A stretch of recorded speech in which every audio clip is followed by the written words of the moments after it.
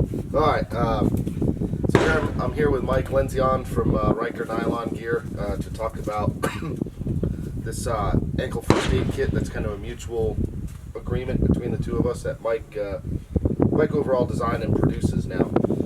A little bit about the history of it. I've been looking for something like this for a long time because I worked in an undercover capacity for several years and on surveillance and on operations.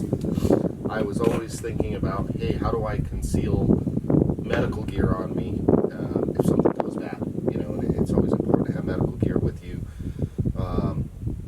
Looked at some options, they just didn't work. Mike and I have been friends for several years. He was at a class that I was doing that involved some, concealed carry work and medical stuff. We sat down, kind of lined it out on paper, and lo and behold, you went home and produced the first 2 or 3 prototypes, right? Yeah.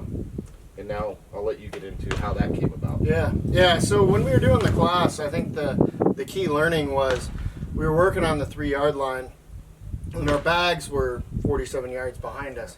So everybody had to come off the 3-yard line, go to their bag, get their medical gear, except for 1 or 2 guys, and go back up to the 3-yard line. So it's kind of an unreal expectation if you get seriously injured that you're going to be able to go 47 yards and then take care of yourself.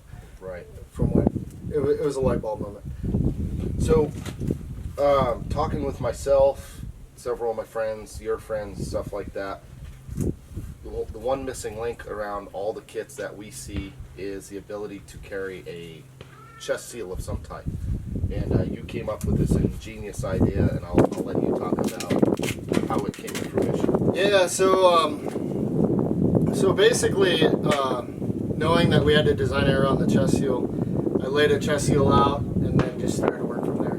So this chest seal's pulled out a little bit because we've been messing around. This is training AFAK. We designed it around this and then found a way to carry additional gear.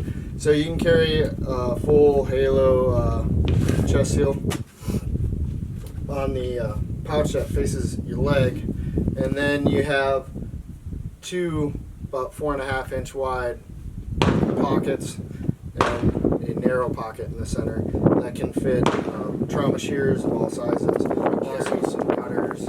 Yeah, I carry decompression in there. We have a cutter up here that we... Yeah, so this kit here has a cutter that works good. There's actually pictures on the website of me doing some training with my kids, cutting my wife's pants off. But anyway, so one of the reasons we designed it with the 4.5-inch pocket is because we carry the mini compression bandage from H&H, which I think is a great product. I put my decompression needle next to it, and then it also allows us to carry any tourniquet, combat gauze fits in there, gloves. So speaking of tourniquets, it does allow for pretty much anything on the market right now. And as you stated, I like the way you put it, discussing tourniquets is like discussing politics and religion while being drunk. Yeah. My kit has, I usually either run a RATS tourniquet, which I know there's a lot of controversy about, but I know some guys that are running them. They're effective for what they're designed for. They're not as effective for probably some of my guys that are working out in rural operations. If I get shot, do I want that tourniquet on my leg or arm for an hour or so? Probably not. So I carry a CAT tourniquet or a RATS tourniquet depending on what I'm doing. Right now mine currently has a CAT tourniquet in it. And I know you're carrying the soft T wide, correct? Yeah, I carry the soft T wide. The thing with tourniquets, I hate talking tourniquets with people because people are like crazy about tourniquets. So, but I have every tourniquet basically on the market that's worth anything. They all do some things well and some things really bad. So I love and hate all of them. I carry this and I carry a RATS. The RATS I carry because a lot of times I'll be out with my kids or my dog, right. And I love the cat, but the cat won't necessarily work on small small limbs and stuff like that, And along with the SOFT wide. Being dog lovers, both of us, they work well on dogs. So that's another option too if you're a canine fan. Yeah, and I like my car kits. They have TK4Ls and etc. like that. The rats, I see it as, you're away from your car. It's compact, it's cheap, and you can carry a lot of them. So, the big thing around this kit is that don't let anybody, don't wait for somebody to tell you how to use it. Look at the gear you like to use and then make it work for you. A lot of people want to be trapped in a box as far as being told how to use stuff. So this can be used to carry passports, carry cell phones. Right. You have a lot of friends overseas that use it for things like that, signaling. Yeah, one of my buddies, he's overseas. He uses, he's got an orange Viz panel that he puts inside the slot for the Halo chest seal, which I'm currently missing my Halo chest seal right now because I let buddy from Border Patrol utilize one of these and it disappeared. So he'll run a VSS panel in here. He runs like an Emerson knife, his passport, a few other things I'm not going to get into or just really talk about, but because I can't remember. But and then he also runs some cash too, carry cash. But I mean, there's a million different options. You could use this. Some guys are talking about carrying some of the SSE stuff in there, like fingerprint cards and weird shit like that. For me, and like you said, mission drives the gear. For me, I run this thing on duty and off duty, and it's set up as a first aid kit. So I have my Halo chest seal that I normally have in here, my combat gauze, the compact compression bandage, needle decomp, and my tourniquet. Sorry, freaking bugs out here. And that's how I run it. Now, currently right now, I'm not running it without the extension because I don't have boots on. I'm just wearing some barrels. Yeah. So Mike did design it also to have an extension, and I know again some guys complain, hey, I can't wear it like this. I'm like, well, that's why we give you this little tab. Yeah, so I wear boots almost extensively. I injured my leg when I was in the service, non-combat related, and I need the ankle support. And plus I ride a motorcycle most of the time, so I'm always wearing pants and boots. So realizing that a lot of people don't wear it that way, they wear low-top shoes, we designed it to where it can be used with low-top shoes or with a boot. I use the extension exclusively every day, and there's no problems with it. Yeah, So, I mean, if you look at it, the thing, it's not coming off. Yeah, it's on there good. And another thing that around why we designed this is a lot of people have asked about elastic. Why didn't we use elastic? Yeah, good point. Because we used it's all made in the USA, made in Phoenix, made out of Cordura. 500 Cordura, so it's Yeah. light. Nylon bonded thread, good Velcro, and military grade webbing here. But the reason we designed it with Cordura is because you've seen where elastic has form fitted on certain items. Yeah, there's certain pieces of gear out there I've seen made out of, I don't know what it's called, that elastic webbing or whatever.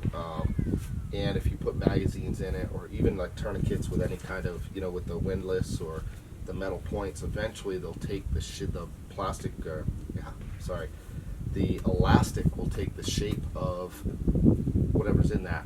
And then it's hard to come over, and if I need to swap these things around and put this in here and my tourniquet in here, you may get a little stretching, and to me it's just, I guess I'm a little OCD on some of my equipment, and I like things to fit right. I don't like form fitting or kind of taking shape, so that's why we went with the 500 Cordura.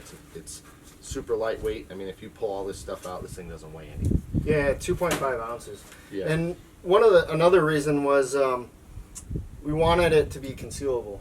Yes. So from your background and my background, I work in an industrial environment, going up and down, tall stairs, working on metal grates, stuff like that.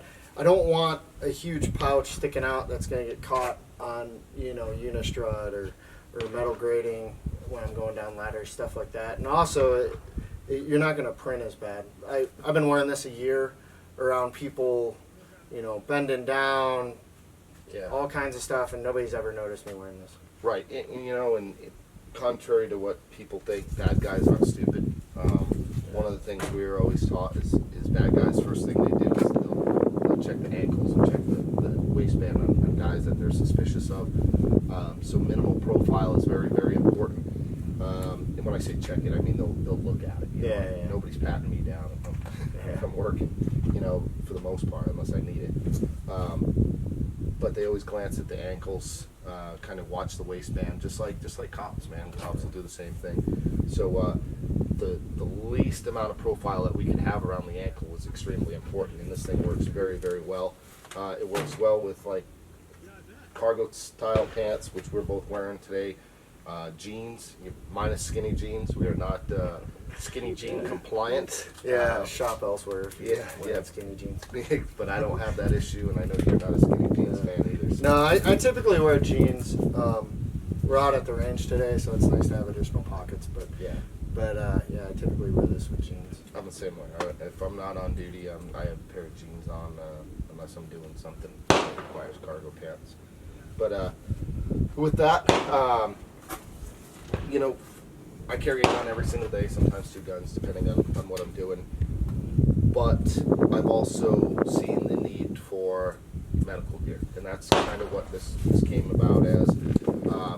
As we see the history of our country progress, we're starting to see more and more activity whether it's domestic terrorism or influx from other countries, and the possibility of being involved in something either as law enforcement, peace officer, or a civilian is increasing. And I'm a big proponent of medical gear. With that, you need to have proper training. It's just like being handed the coolest Glock, VP9, or 1911. It doesn't make me a gunfighter.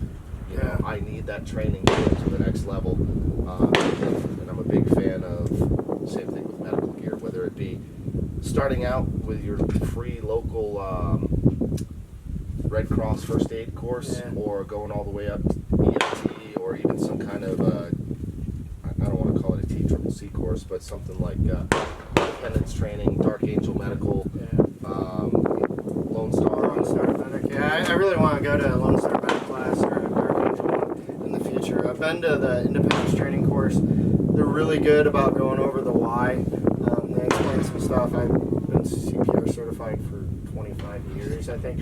And I learned more in an AFAK class about CPR than I had learned in probably 30 hours of CPR classes. You know what I mean? Right. So, I'd really recommend that. And if you go to one of those courses, you're going to find out what kind of gear you prefer. And then you'll know what you want to use in this. Something else you'll learn in training is that some items can be pressed into service for other uses, like you make stereo strips out of your Halo chest seal. This is our training mini compression bandage. You can turn this into a makeshift kit. There's just a lot of options, so go get trained. Yeah, and you have experience with independents. I've heard great things about independents. Their IFAK and medical courses. Unfortunately I haven't had the time to get to them. Dark Angel Medical, I've great things about Kerry and his stuff. The Lone Star, I do a lot of stuff with TTPOA, and I know those guys are big fans of them. Texas is dialed in on medical training and equipment. Yeah, Texas is good to go. I haven't been out there for training yet, but just talking with guys and seeing things, I'm anxious to get out there. Yeah, so if you're in the market, either civilian-wise, law enforcement, military, whatever, it's just an overview of some stuff that Mike came up with that I'm a big fan of. I was fortunate enough to actually have some input and see this thing come to production, which is cool for me. So if you're looking for it, give Mike's company. It's Ryker Nylon Gear.com, and it's RYKER, correct? Yeah. And whoa. Well, one more thing. What's the average response time for EMS in your area? It's going to be a lot slower for you now. Well, working out in the county areas, man, you have areas in here, in my area, where it could be 45 minutes, maybe longer, shorter. But then if you get into like the city, 5 minutes, you can bleed out a lot quicker than that. But the biggest thing that people don't realize is if it's some kind of active or hot situation, America's heroes aren't coming to save you. Yeah. They're going to wait for the law enforcement organization that's responsible to clear that. And then they're going to come in and do what they need to do to take care of the patients. They do have this thing called, they're starting to do some warm zone stuff where they're coming in to where the zone's still hot. I don't want to say hot, but warm. So you need to be responsible for yourself.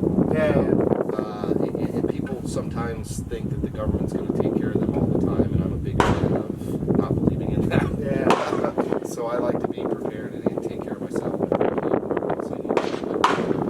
Anywhere from 5 to 45 minutes response time, and 45 minutes with even a serious injury that's not necessarily a bleeder, you can still die. Unless you have the proper equipment and more importantly the proper training. Yeah, I hear a lot of stories now that I've been selling these, and one is that I told you this other day. It was a kid who was out with his mother running.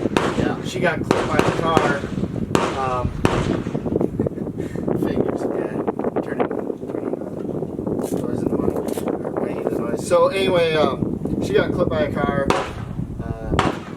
Ended up bleeding out, waiting an hour and a half when he probably catched a knee in her artery or a makeshift tourniquet. So be your own first responder. Relying on other people is the easiest way to fail. So, yeah, absolutely. So check them out, and hope you enjoyed the overview of the video.